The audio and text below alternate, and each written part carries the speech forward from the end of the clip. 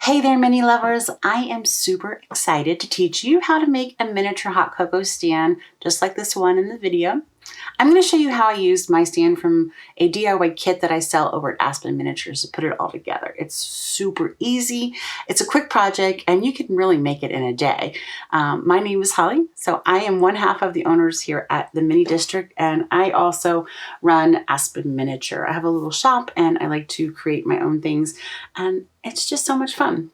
So I came across the most adorable children's portrait work of some kids in front of a hot cocoa stand, and the pictures just were so adorable. And I've seen backdrops made with them as well. You know, when my nephew was just a toddler and I used to be a professional photographer, yes, I was, I built a really small little stand just using some crates. It was super simple. I did some pictures of him in the fall. We did pumpkins and we went out to the mountains. And then at Christmas we had a bunch of little miniature Christmas trees. So it looked like he had a little Christmas tree stand. It was so cute. I love those photos so much. And all it really made me think about was how much I really wanted to make a miniature hot cocoa stand for my own miniature dollhouse, the Birchwood farmhouse. I mean, after all, we sell our own Christmas trees this time of year there, and what miniature family wouldn't love some hot cocoa chopping down their own Christmas tree? So I'm going to be using the kit from my shop at Aspen Miniature. It is a DIY laser cut kit you're going to see here in a minute. You could use this kit to build any kind of little adorable miniature stand, like lemonade stand, kissing booth, pumpkin stand, whatever you like.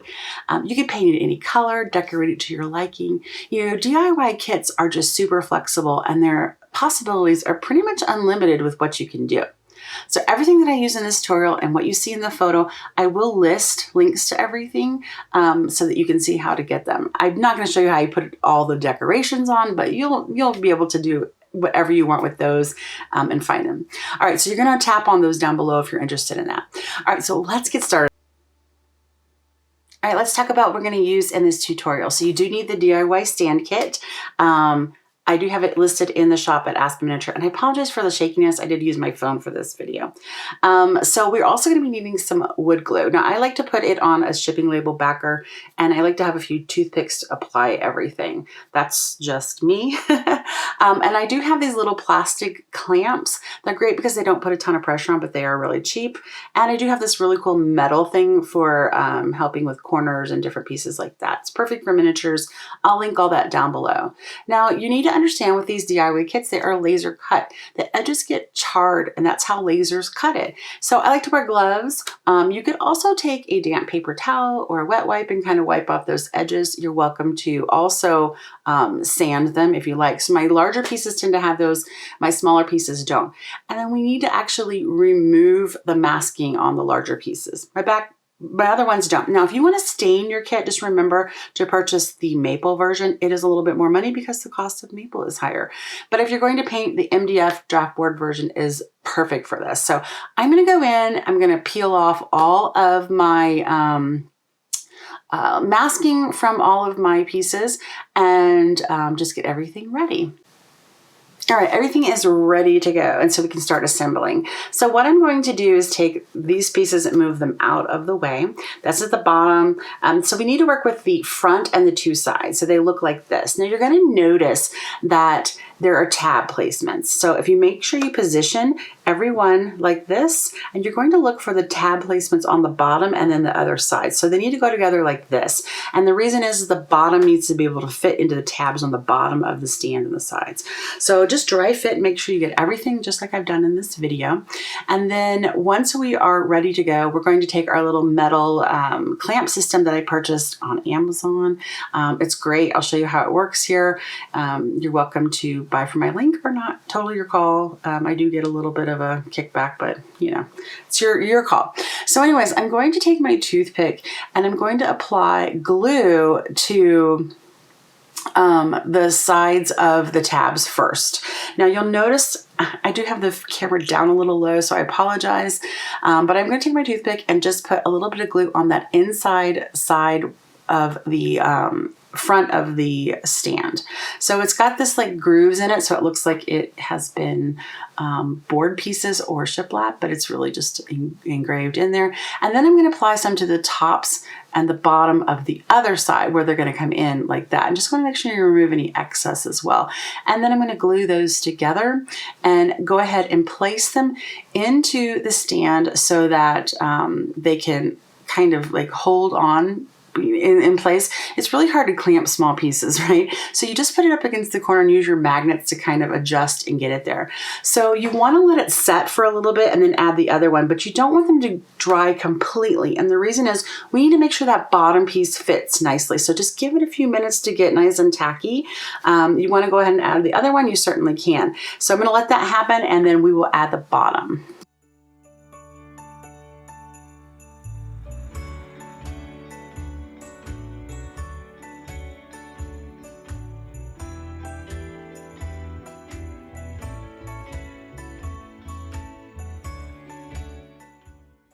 All right, while that's drying, I'm going to go ahead and assemble the top piece here. So this is the top. Now, I like for my stand to have the sign on the back side of the stand, and you'll see that here in a minute. And the reason is because I like to put things on top of mine, and I don't like the little poles on the sides to get in the way. So these top of the stand does have a little bit of lip leverage or all the way around. So I like to actually assemble it first. I'm going to add a dab of glue into each of these little holes right here. How you do this is totally up to you. If you want to do it in the front or the back, that's your call. I like mine in the front. In the back. Do it however you like. Again, I just don't like those poles obstructing little things I put on there.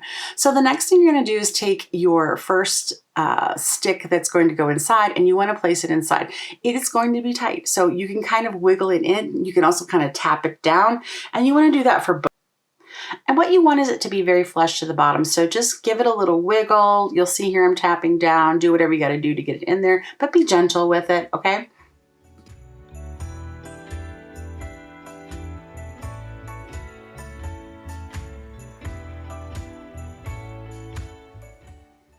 All right, and the next thing we're going to do is place the sign on top of it. Now, this is going to be fitted for a label that comes with the kit. You can use that label to cut your own label, whatever you like. Mine looks like a little chalkboard.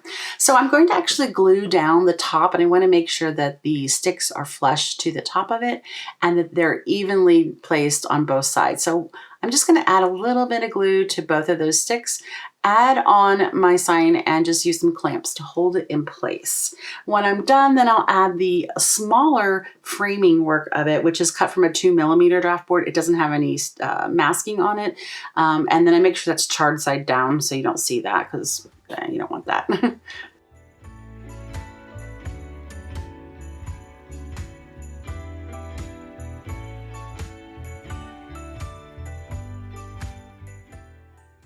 All right, so I'm setting that off to dry, and I'm going to go back to my stand. And again, I want to make sure I didn't let that get too dry because I need to make sure the bottom piece is going to fit in nicely. And it should just fit in like a puzzle, just like this. So just dry fit it and make sure it's not too dry and that you can get it in there pretty nicely. If you can't, go ahead and just take a side off and try to redo it. So we're going to add glue to the areas that are going to touch. So basically what I'm going to do is I'm going to take this off and add glue to the inside grooves of this one, of the actual pieces I put together already. And then I'm going to also add it to the other parts of the bottom. So you'll see here, I'm going to add glue here and here, and then I'm going to add glue to the other side. And then I'll go ahead and take the bottom piece and add glue to those other pieces. And I'm just going to kind of scrape off any excess so that doesn't get in the way.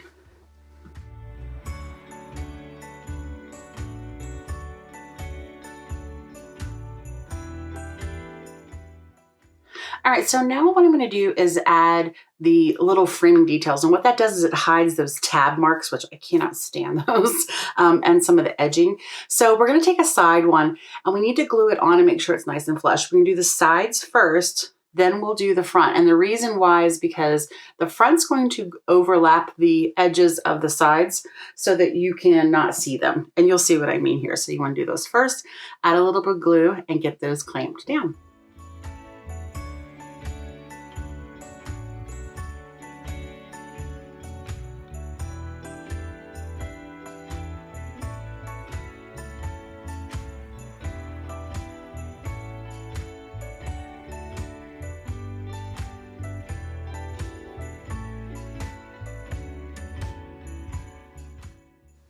All right, now before I add on the detailing, I'm actually, the front and the back, I'm actually going to add a shelf. So this shelf is just cut to fit nicely and put in there.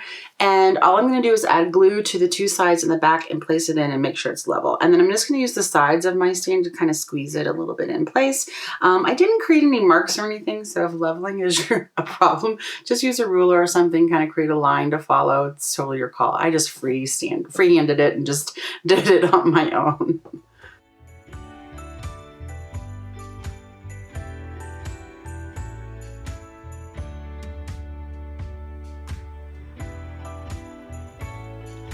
All right, now it's time to glue on the front framing and the back framing. Again, to hide those tabs because they're ugly and just gives it pretty detailing.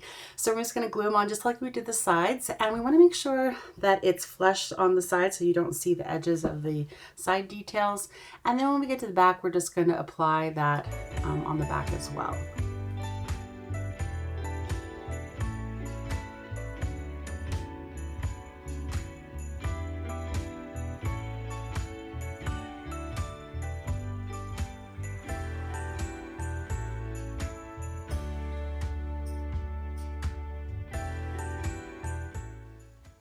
And clamping on these is really hard on this part, so I like to use something kind of heavy to weight it down. I had some chalk paint bottles that were kind of full, so that helped. Anything you can kind of do to add some weight to that will help get that nice and dry. So yeah, perfect piece. All right, so I'm gonna go ahead and glue on the framing to my stand. And as I said, I like to put my frame sign on the back side of my cocoa stand, just so I can see everything on the table when I put it on top. Do it however you like. So we're just gonna add a little bit of glue and add that, and then I will use some clamps to hold that in place.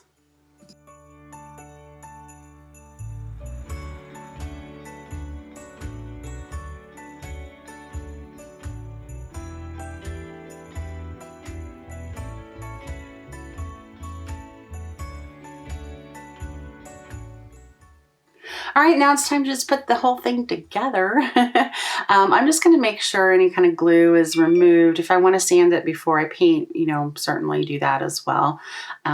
That's your call, what you'd like to do, but it's pretty much ready to go. So when I'm going to place the top of this onto the top of my base, I am going to sort of freehand where it goes. And the reason is because I don't really have any markings on this. Now you could make some markings on the back, on the bottom side of yours if you'd like, before you'd actually glue the stand sign on. That would be helpful, I'm sure. But I'm just gonna freehand it. There is an overhang all the way around, so you just wanna make sure everything is nice and even and get that glued down, and then add something on top to just sort of weight it.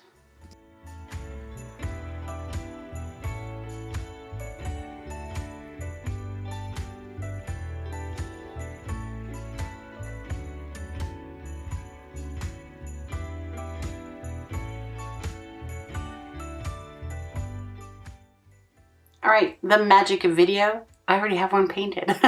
So what I did was I actually spray painted my stand with an automotive primer spray paint. And what that did was it sealed in all that charred edging, just kind of got it ready and prepped for painting. So it was a little warmer and I could paint outside with spray paint, which is faster for me. So I usually will spray that down and then I will do a spray paint on top of it. Now I did not have a flat white. I wished I had a flat white. I only had a satin.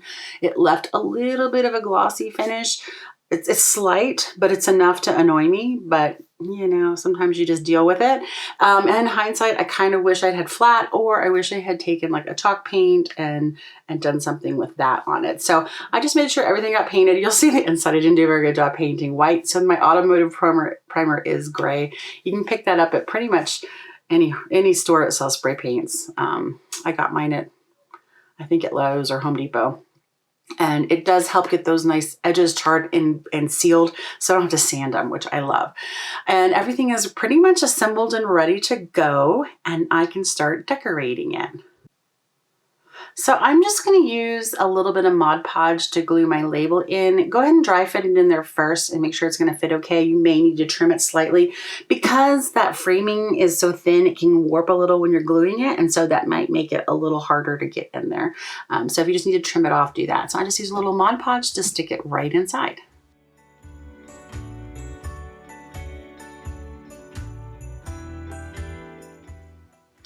And now comes the fun part, which is decorating. And so I had made this little wreath I'm going to stick on front. I'm kind of going to wait till I build my scene to see what all I add to it. I ended up adding a little piece of greenery across the top with a bow. And then I just add all of my little accessories to it. So it's really up to you. I stuck with a neutral theme and I just love it. So for my scene, I added 2 little Christmas trees that I bought at Hobby Lobby on the sides. You'll see I have a little tiered tray on top. I made that. I'm going to try to make some for the shop. And I put some little cookies on it that I got at Factory Direct Craft.